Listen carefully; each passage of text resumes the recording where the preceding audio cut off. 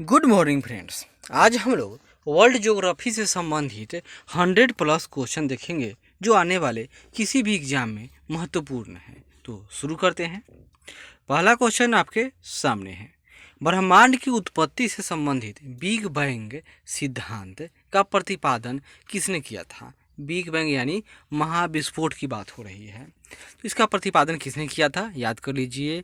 एब जॉर्ज लेमेंटियर और Edwin Hubble ने, यहाँ देखिए, एडविन हबल के किस सिद्धांत ने यह प्रमाणित किया कि ब्रह्मांड का निरंतर विस्तार हो रहा है, यानी कि हमेशा ब्रह्मांड क्या है, गुब्बारा की भांति है, वो फैलता जा रहा है। तो उसको क्या कहते हैं, तो अपने नाम पर रखेंगे, तो डॉपलर सिद्धांत। तो दूसरे का बी है।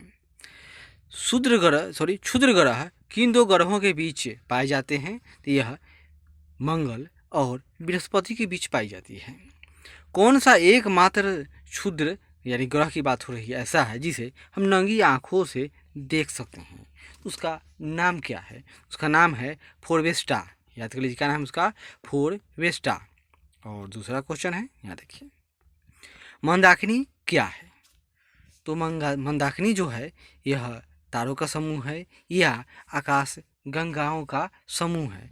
यह गैलेक्सी है, यानी बहुत सारे छोटे छोटे ग्रह हैं, जैसे कि सौर मंडल है, इसमें एक स्टार है, इसके बहुत सारे ग्रह हैं। इसे मिलने से क्या बना, तो एक तारा का परिवार, एक तारा हो गया यानी सौरमंडल हो गया।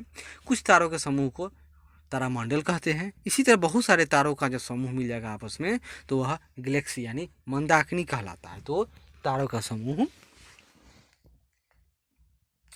आगे बढ़ते हैं, सौर मंडल में कौन कौन शामिल है। सौर मंडल यानी सूर्य क्या है, पिता है, और उसके सारे वंशज यानी सूर्य, विभिन्न ग्रह एवं उपग्रह, क्षुद्र ग्रह, धूमकेतु व उल्का, ये सब के सब शामिल हैं। सूर्य में ऊर्जा की उत्पत्ति का माध्यम क्या है, तो नाभिकीय संलयन होता है, विखंडन नहीं। सूर्य की आयु लगभग कितने वर्ष की है, जो सूरज है इसका एज क्या है, तो इसका एज 5 बिलियन वर्ष है, बहुत कम है।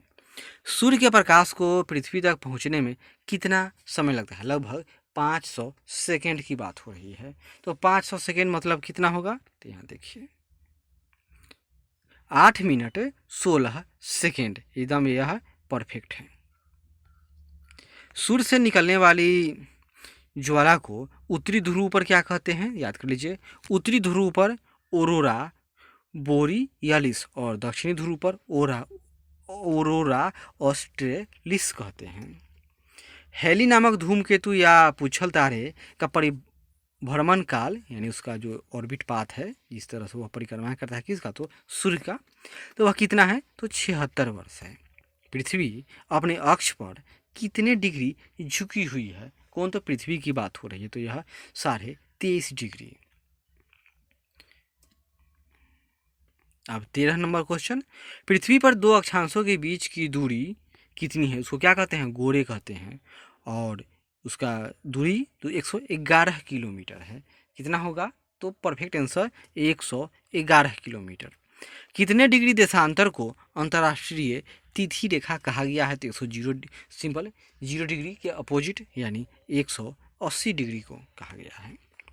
आंतरिक ग्रह जिन्हें पार्थिव ग्रह यानी टेरेस्ट्रियल ग्रह कहते हैं, इनमें कौन शामिल नहीं है, तो आंतरिक ग्रह आपका याद कर लीजिए कौन है, बुध है, शुक्र है, पृथ्वी है और मंगल है, लेकिन शनि जोवियन ग्रह है, ये बाह्य ग्रह है। पृथ्वी का औसत घनत्व कितना है, पृथ्वी का जो एवरेज घनत्व है वह 5.5 है। निम्नलिखित ज्वालामुखियों में से कौन एक सक्रिय ज्वालामुखी है, सक्रिय कौन है इसमें, तो किलिमंजारो, पोपा और एटना तथा कराकाटाओ। तो आपका कन्फ्यूजन होना चाहिए कराकाटाओ में और एटना में, तो इसका सही उत्तर यहाँ देखिए एटना ज्वालामुखी यह सक्रिय है। निम्नलिखित ज्वालामुखियों में से कौन भूमध्य सागर में लिपारी द्वीप पर अवस्थित है, तो लिपारी द्वीप यानी इटली की बात हो रही है, तो वहाँ अवस्थित कौन है, उसको कहते हैं स्ट्राम्बोली। वह स्थान जहाँ से भूकंपीय तरंगों की उत्पत्ति होती है, यानी जहाँ पर भूकंप की उत्पत्ति होगी वहीं पर उसका तरंग की उत्पत्ति होगी, उसको क्या कहते हैं, यहाँ की बात हो रहा है, यानी यहाँ पर दो प्लेटों का विस्थापन होगा, वे एक दूसरे के पास आएंगी या एक दूसरे से दूर जाएंगी, तो उसको क्या कहते हैं, उसको भूकंप का मूल कहते हैं। भूकंपीय तरंगों को मापने के लिए किस स्केल का प्रयोग किया जाता है, तो रिक्टर स्केल का प्रयोग किया जाता है। किस महाद्वीप में एक भी ज्वालामुखी नहीं है, ऐसा कौन है, ऑस्ट्रेलिया है। विश्व में सर्वाधिक भूकंप किस पेटी में आते हैं, तो याद कर लीजिए प्रशांत पेटी में आते हैं। नीदरलैंड में समुद्र तल से नीचे स्थित निम्न भूमि क्षेत्र को किस नाम से जाना जाता है, तो किस नाम से जाना जाएगा, तो उसका नाम है पोल्डर। आगे बढ़ते हैं। भूमध्य रेखा में 5 डिग्री उत्तर एवं 5 डिग्री दक्षिण में स्थित दाब पेटी, यानी 0 डिग्री के ऊपर नॉर्थ में 5 डिग्री और साउथ में 5 डिग्री, यानी ये 10 डिग्री का इलाका है टोटल। इसको क्या कहते हैं, इसको डोल्ड्रम यानी शांत पेटी है। उपोष्ण उच्च दाब पेटी को अन्य किस नाम से जाना जाता है, उपोष्ण उच्च दाब पेटी की बात हो रही है, उसको कहा जाता है असो अक्षांश। इससे जब हम लोग वर्ल्ड ज्योग्राफी पढ़ेंगे तो उसमें असो अक्षांश का नाम आएगा, याद कीजिएगा क्यों कहते हैं असो अक्षांश। उपध्रुवीय निम्न वायुदाब पेटी के निर्माण के लिए निम्नलिखित में से कौन एक कारक जिम्मेवार है। उपध्रुवीय निम्न वायुदाब यानी लो प्रेशर की बात हो रही है, तो वह क्यों होता है, याद कर लीजिए पृथ्वी के घूर्णन गति के कारण। और किस बल के प्रभाव के कारण उत्तरी गोलार्ध में पौने दाईं ओर और दक्षिणी गोलार्ध में पौने बाईं ओर मुड़ जाती है। यानी कि अगर हम मान लें कि यह पृथ्वी है, तो यहाँ पर यह कहने का मतलब क्या है कि उत्तरी गोलार्ध में अपनी दाईं ओर और दक्षिणी गोलार्ध में वो अपनी बाईं ओर घूम जाती है, तो उसको क्या कहेंगे, गुरुत्व बल, केंद्रीय बल या कोरियोलिस बल। इसको यह सूडो फोर्स है और इसका नाम क्या है, कोरियोलिस फोर्स। कोरियोलिस बल द्वारा पवनों की दिशा में होने वाले परिवर्तन को किस नियम के रूप में जाना जाता है, उसका नियम क्या है, उसको याद कर लीजिए, सिंपल याद कर चलेगा, फेरल का नियम।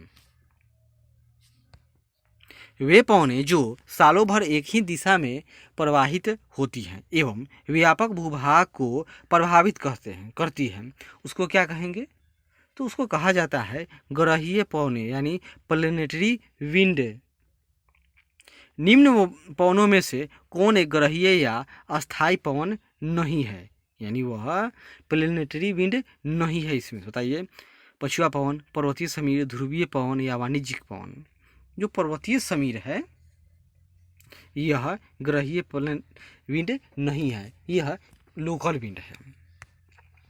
किन अक्षांशों के मध्य असो अक्षांश का विस्तार मिलता है, अक्षांश की बात हो रही है, तो यह 20 से 35 डिग्री के मध्य ही असो अक्षांश का विस्तार है।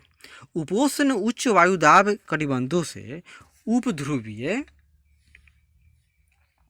निम्न वायुदाब कटिबंधों यानी कि हाई प्रेशर से लो प्रेशर की ओर प्रवाहित होने वाली अस्थायी हवाएं को, उस अस्थायी हवाएं क्या कहलाती हैं, यानी हाई प्रेशर से हवा किधर जाएगा, सिंपल सी बात है, लो प्रेशर की ओर, यानी हाई प्रेशर कम दाब, लो प्रेशर हाई प्रेशर कम तापमान, लो प्रेशर अधिक तापमान।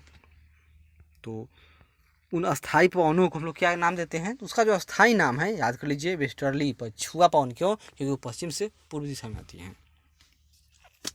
और वायुमंडलीय दाब का मापन किस यंत्र द्वारा किया जाता है, तो जो वायुमंडलीय दाब है इसका मापन करने की बात हो रही है, याद कर लीजिए बैरोमीटर की बात हो रही है। क्षोभ मंडल की ऊपरी परत में तीव्र गति से प्रवाहित होने वाली पवन कहलाती है। क्षोभ मंडल में की ऊपरी परत में तीव्र गति से प्रवाहित होने वाली पवन, उसको कहेंगे हम लोग जेट स्ट्रीम।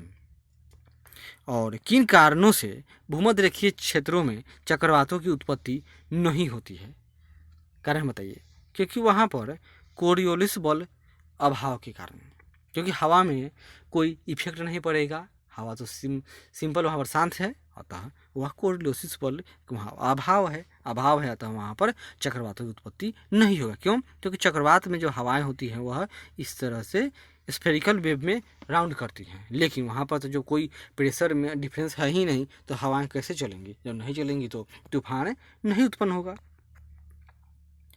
36 नंबर, महासागरीय धाराओं की उत्पत्ति में निम्न में कौन सबसे महत्वपूर्ण भूमिका निभाती है? महासागरीय धाराओं की उत्पत्ति की बात हो रही है। सबसे अधिक तो पृथ्वी की घूर्णन गति। और किस महासागरीय जलधारा को यूरोप का कंबल की संज्ञा दी जाती है? तो यूरोप का कंबल कौन है? तो ये गल्फ स्ट्रीम जलधारा। ये क्या है? तो यूरोप का कंबल है। निम्नलिखित में से कौन एक हिंद महासागर की ठंडी जलधारा है? हिंद महासागर की ठंडी, तो यह पश्चिमी ऑस्ट्रेलिया जलधारा थी। क्या है यह? तो यह ठंडी जलधारा है। और निम्नलिखित में से कौन एक गर्म जलधारा का उदाहरण है? इसमें गर्म की बात बताइए। जो गर्म जलधारा, तो जो अलास्का जलधारा है वह गर्म जलधारा है। और वायुमंडल में उपस्थित कार्बन डाइऑक्साइड गैस की मात्रा का अन्य गैसों की अपेक्षा कितना अनुपात है? तो वायुमंडल में जो कार्बन डाइऑक्साइड की मात्रा है वो बहुत कम है, लेकिन फिर भी इतना कम है कि वह जीवन के लिए पर्याप्त है और इससे अधिक होने पर संकट उत्पन्न करेगा। तो यह है 0.03%। कनाडा का कौन सा नगर गेहूं की मंडी के लिए प्रसिद्ध है? तो गेहूं की मंडी के लिए अगर प्रसिद्ध कनाडा के नगर की बात हो तो उसका नाम याद कर लीजिए, विनिपेग। तो ये क्या है? तो यह गेहूं की मंडी है। यूरोप में स्थित काकेशस राज्यों की श्रेणी में किसे शामिल नहीं किया जाता है? तो काकेशस राज्यों की श्रेणी में बताइए किसको शामिल नहीं किया जाएगा? अजरबैजान, जॉर्जिया, आर्मेनिया और लाटविया। तो इसका जो सही उत्तर है लाटविया या बाल्टी कंट्री है, जबकि आर्मेनिया, जॉर्जिया, अजरबैजान ये सब काकेशस रेंज में आने वाले क्षेत्र हैं, यानी कंट्री हैं। निम्नलिखित में से किस देश को दक्षिण का ब्रिटेन कहा जाता है? याद कर लीजिए, न्यूजीलैंड। यूरोप के किस देश का भौगोलिक उपनाम बेलग्रेड ऑफ यूरोप है? बेलग्रेड ऑफ यूरोप किसका नाम है? उसका नाम है प्लेग्राउंड ऑफ यूरोप। क्या नाम है? प्लेग्राउंड ऑफ यूरोप, तो वह है स्विट्जरलैंड। निम्नलिखित में से किसे 7 पहाड़ियों का नगर कहा जाता है? 7 पहाड़ियों का जो नगर है उसका नाम है रोम। अमेरिकी नगर डेट्रॉयट किस उद्योग के लिए प्रसिद्ध है? तो डेट्रॉयट तो यह फेमस है भाई, क्यों है? तो यह ऑटोमोबाइल के लिए प्रसिद्ध है। आगे बढ़ते हैं। किस जल संधि को, यहाँ देखिए, किस जल संधि को आंसुओं का प्रवेश द्वार कहा जाता है? आंसुओं का प्रवेश द्वार, और वह जल संधि है। तो जो उसका नाम है वह है बाब एल मंडेब जल संधि, बाब एल मंडेब जल संधि। विश्व की सर्वाधिक व्यस्त नहर की उपमा किसे दी गई है? विश्व की सर्वाधिक व्यस्त नहर है तो कहाँ होगा? बहुत इंपॉर्टेंट पॉइंट पर होना चाहिए, तो वह है कील नहर, जो बाल्टी को किससे जोड़ता है? तो बाल्टिक सागर को, आगे कमेंट कीजिएगा किससे जोड़ता है। किस कैरिबियन द्वीपीय देश को एंटीलीज का मोती कहा गया है? किस कैरिबियन देश को एंटीलीज का मोती है वह? तो मोती जो है उसका नाम याद कर लीजिए, क्यूबा है, क्यूबा। और अमेरिका के पश्चिमी तट पर स्थित सिएटल नगर किस उद्योग के लिए प्रसिद्ध है? तो सिएटल नगर है यह अमेरिका के पश्चिमी तट पर है और यह फेमस फॉर वायुयान उद्योग। हिंद महासागर का मोती किस देश का भौगोलिक उपनाम है?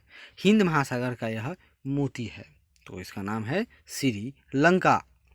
किस खाड़ी देश को मोतियों का द्वीप के नाम से भी जाना जाता है? अब खाड़ी देश है उसका नाम मोतियों का देश, तो उसका नाम है बहरीन। और मध्य अफ्रीका में पाए जाने वाले उष्णकटिबंधीय घास के मैदानी भाग को क्या कहा जाता है? मध्य अफ्रीका की बात हो रही है, उसमें उष्णकटिबंधीय घास के मैदान है, उसका नाम क्या है? Pampas, parkland, compose and Llanos. तो मध्य अफ्रीका की अगर बात हो तो उसको हम लोग क्या कहेंगे? देखते हैं, सवाना होना चाहिए लेकिन सवाना तो दिया नहीं, तो यहाँ देखिए पार्कलैंड सही है। और ऑस्ट्रेलिया के दक्षिण पूर्वी भाग में स्थित शीतोष्ण युक्त घास के मैदानी भाग को क्या कहा जाता है? ऑस्ट्रेलिया के दक्षिणी भाग, तो उसका नाम क्या है?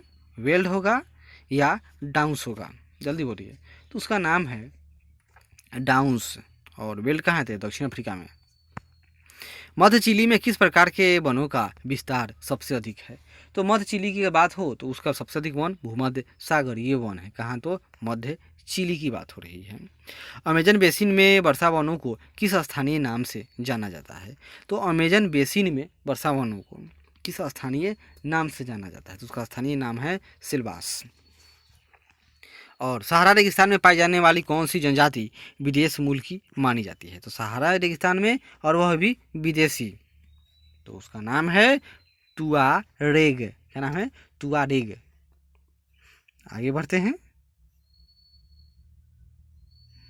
और अफ्रीका के पूर्वी भाग में स्थित किलिमंजारो पर्वत के पूर्वी ढालों के सहारे किस जनजाति द्वारा कहवा की खेती की जाती है? यानी अगर यह किलिमंजारो है, इसके पूर्वी ढलान यानी इस साइड की बात हो रही है, और वहाँ पर ये लोग कहवा की खेती करते हैं। तो उनका नाम क्या हो गया? तो उनका नाम याद कर लीजिए, उनका नाम है छग्गा।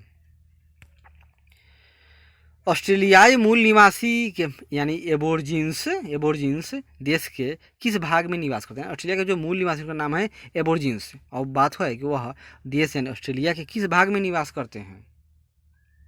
तो उनका निवास स्थल है पश्चिमी ऑस्ट्रेलिया। माओरी जनजाति के लोग किस देश के मूल निवासी हैं? माओरी। तो माओरी जो है यह न्यूजीलैंड के मूल निवासी हैं। अफ्रीका के कलाहारी मरुस्थलीय क्षेत्र में कौन सी जनजाति मुख्य रूप से निवास करती है? कालाहारी की बात हो तो कालाहारी यानी कि दक्षिण अफ्रीका संबंधी क्षेत्र, बोत्सवाना, नामीबिया मुख्य रूप से इसमें आते हैं।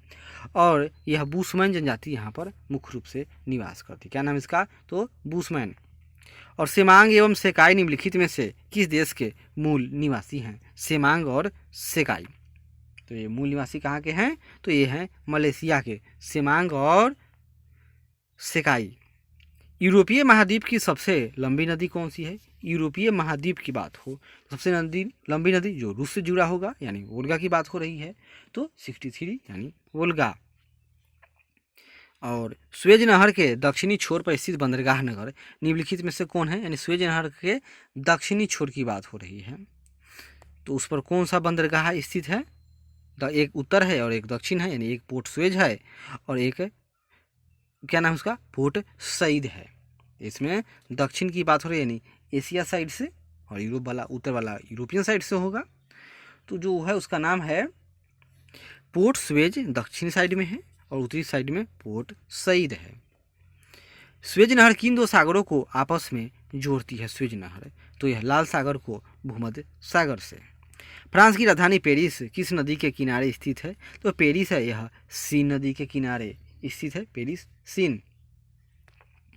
मध्य एशिया की दो प्रमुख नदियां आमू दरिया और सिर दरिया अपना जल कहाँ गिराती है? आमू दरिया व सिर दरिया ये दोनों अरब सागर में अपना जल विसर्जित करती है। पनामा नहर पर किस देश का आधिपत्य है?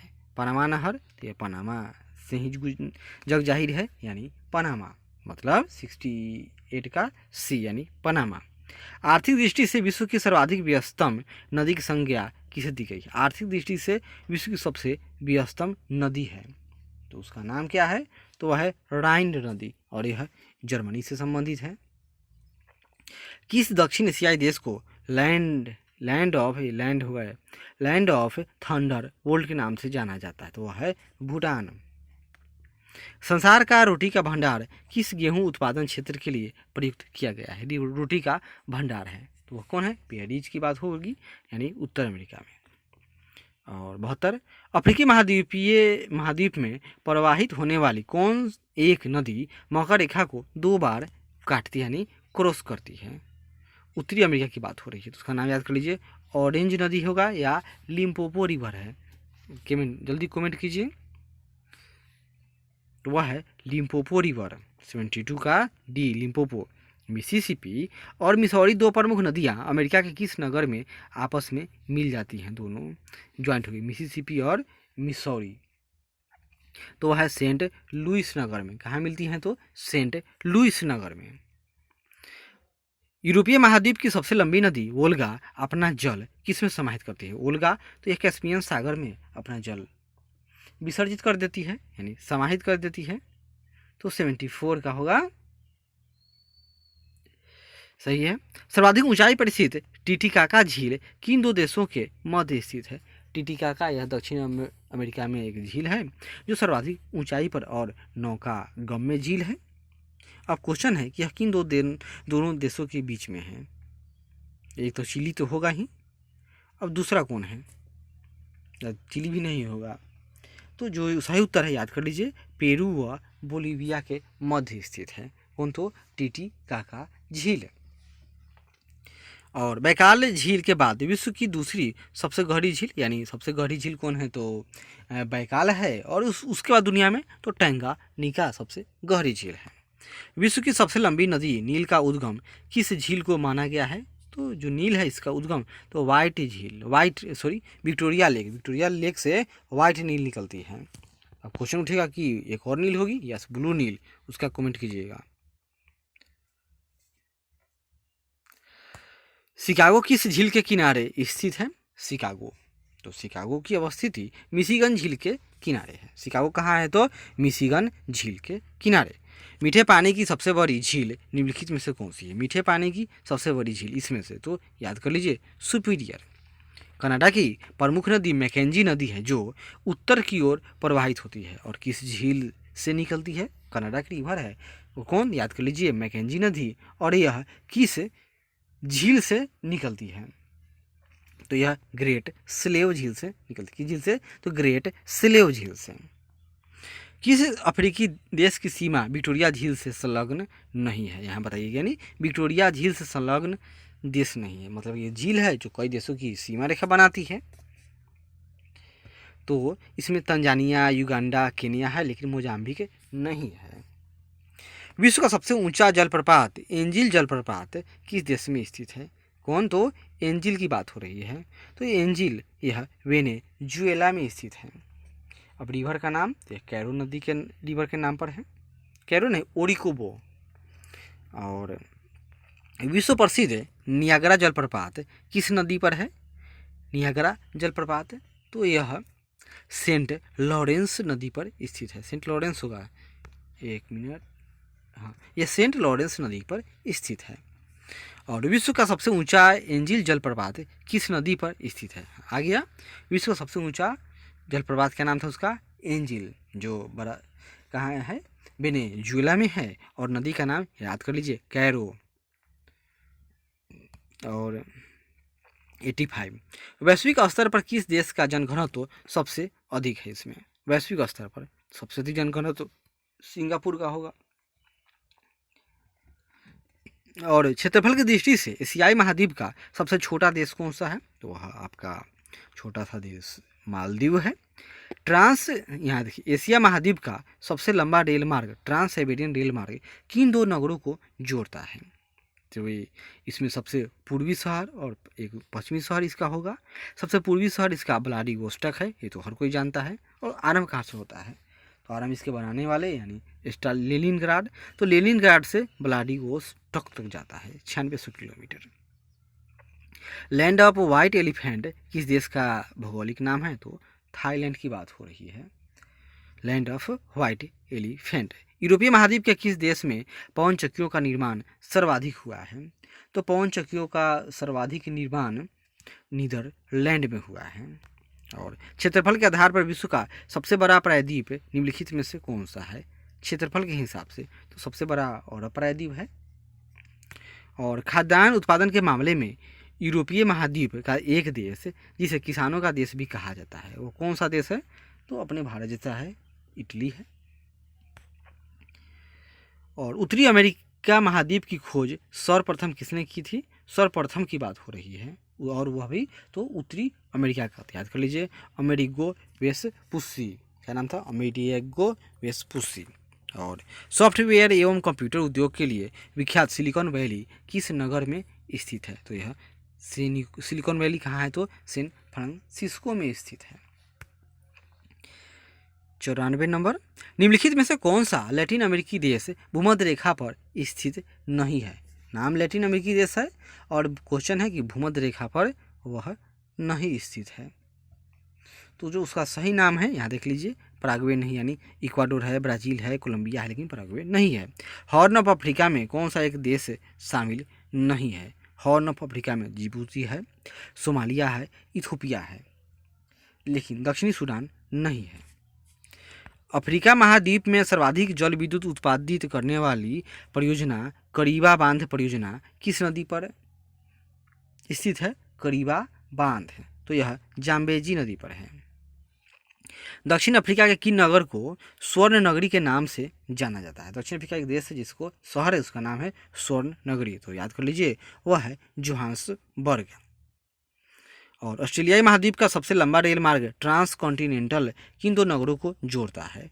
ट्रांस कॉन्टिनेंटल यानी एक पूरा महाद्वीप की इस पार से उस पार जाता है। कहाँ का? तो ऑस्ट्रेलिया महाद्वीप की बात हो रही है। कहने के लिए तो महाद्वीप है लेकिन देश तो एक ही है, वह है पर्थ से सिडनी के बीच। और अंटार्कटिका महाद्वीप को गतिशील महाद्वीप भी कहा जाता है। किसको? तो अंटार्कटिका महाद्वीप को। ऐसा क्यों है? क्योंकि शीत एवं ग्रीष्म ऋतु में इसके आकार बदलते रहते हैं, क्योंकि यह बर्फ आधारित कंट्री है, सॉरी महाद्वीप है। अंटार्कटिका महाद्वीप में भारत ने अपना पहला शोध केंद्र दक्षिण गंगोत्री कब स्थापित की थी? तो उसका समय है 1985। 1989 में अंटार्कटिका महाद्वीप में भारत द्वारा स्थापित किए गए दूसरे शोध केंद्र का क्या नाम है? तो दूसरे का नाम याद कर लीजिए, उसका नाम था मैत्री। अंटार्कटिका महाद्वीप के लार्सन हिल्स में भारत द्वारा स्थापित तीसरे अनुसंधान केंद्र का नाम है, तीसरे की बात हो तो तीसरे का नाम है भारती। विश्व का सबसे शुष्कतम मरुस्थल निम्नलिखित में से किसे माना जाता है? सबसे शुष्क यानी वहाँ पर वर्षा 9 के बराबर होती है, तो जो उसका नाम है अटाकामा डेजर्ट। क्या नाम है? अटाकामा। यह भी चिली से संबंधित है। निम्नलिखित में से कौन एक शीतोष्ण मरुस्थल का उदाहरण है? शीतोष्ण थार तो हॉट है, और सोनोरन और काराकुम नहीं है, यह है पेटागोनिया डेजर्ट। आगे बढ़ते हैं। दस्त लूत एवं दस्त काबीर मरुस्थल निम्नलिखित में से किस देश में है? तो ये सब ईरान में है। और दस्त लूत और दस्त काबीर कहाँ है? तो ईरान में। सही है। आगे बढ़ते हैं। विश्व का सबसे गहरा गर्त मेरियाना ट्रेंच की बात हो रही है, किस महासागर में है? तो किस में? तो प्रशांत महासागर में है। और किस देश के पास है? तो वह फिलीपींस के पास स्थित है। तो आशा करते हैं कि वर्ल्ड ज्योग्राफी से संबंधित ये 100 क्वेश्चन आपको पसंद आएंगे। जरूर लाइक करें, शेयर करें, कमेंट करें और सब्सक्राइब करें। धन्यवाद।